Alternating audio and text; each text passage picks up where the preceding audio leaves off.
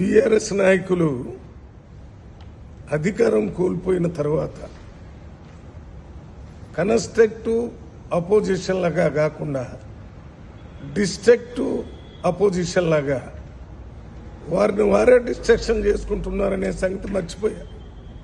వారిలో వారే కొట్లాట చేసుకుంటూ రాష్ట్రంలో శాంతి భద్రతలకి విఘాతం కలిగిస్తూ పోలీసుల మీదనే అటాక్ చేసేటటువంటి ఒక దురదృష్టకరమైనటువంటి రాజకీయాల్ని బీఆర్ఎస్ పార్టీ చేస్తుంది.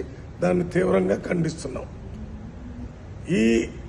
ఈ రకంగా చేయటం వల్ల ఐటీ కంపెనీలు కానీ ఇండస్ట్రీస్లు కానీ ఇన్వెస్టర్స్ కానీ హైదరాబాద్కు రావడానికి భయపడే పరిస్థితిని చేస్తున్నారు.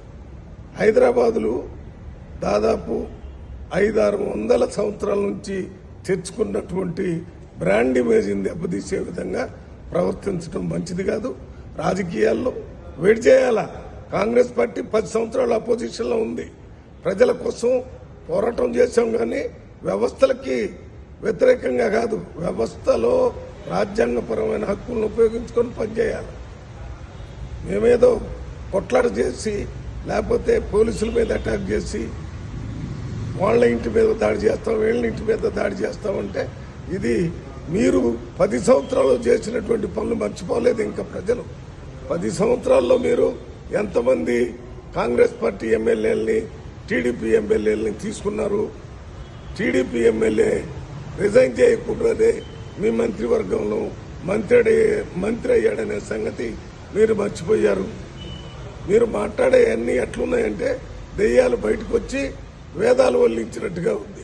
ఇప్పటికైనా వీటిని ఆపి కన్స్ట్రక్టివ్ అపోజిషన్ లాగా ఎక్కడైనా ప్రభుత్వం తప్పు చేస్తుంటే ప్రజల తరపున అది ప్రభుత్వం దృష్టికి తీసుకురండి, ఒత్తిడి చేయండి.